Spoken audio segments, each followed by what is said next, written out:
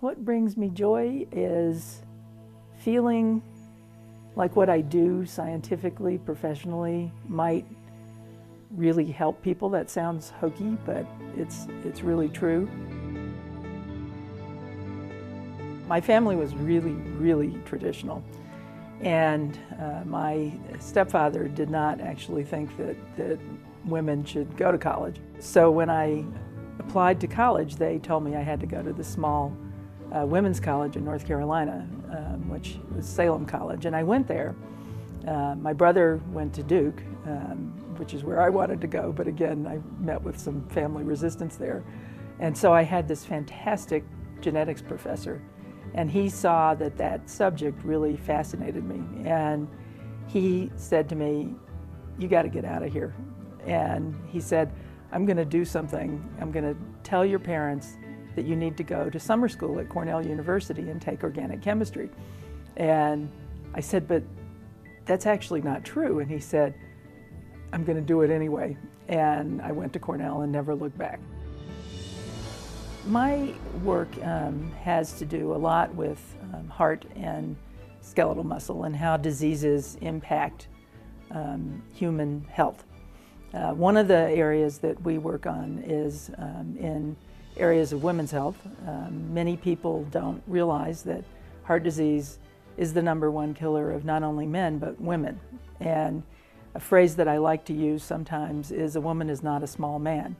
That heart disease in women is fundamentally different than it is in men. Well, most therapies, drugs have been developed by studying them in male animals in the laboratory and in men.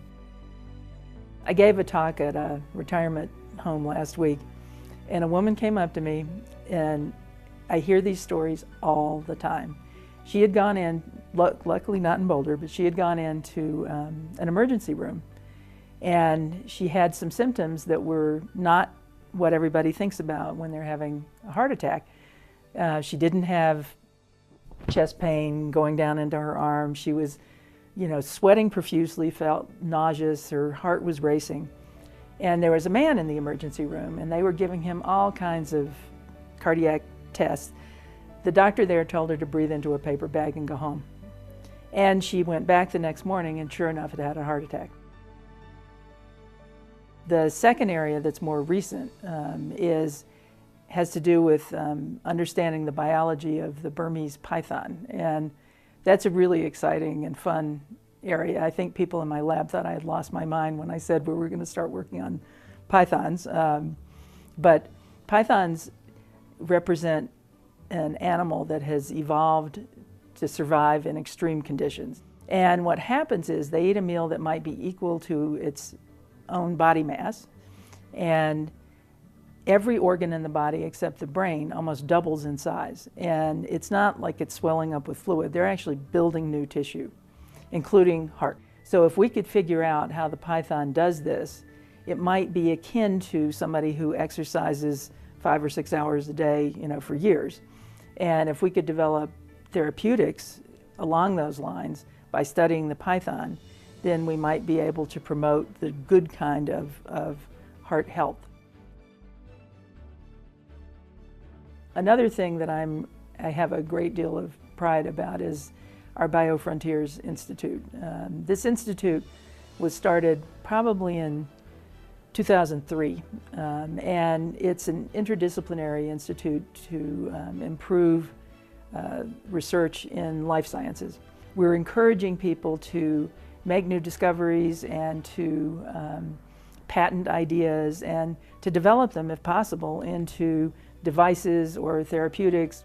And what we want in this institute is to hire people who are truly interdisciplinary, meaning that they have backgrounds in chemistry and physics, or biology and computer science, and then bring them together in this beautiful new building where they can interact with people of like minds who are open to collaboration and open to new approaches to a problem in the life sciences. The advice I would have for people who are thinking about pursuing a career in science and medicine is to embrace different ways of thinking about things. Scientists sometimes get shoehorned into a preconceived notion. When I've given tours of facilities to 7th and 8th graders, I have heard over and over again, wow, you guys look like you're having fun. And it's a shock to them, because I think many kids, and I think we have to start this in elementary school, that science can be fun and it can be rewarding. And I think that, you know, the culture is changing, but it's not changing fast enough for me.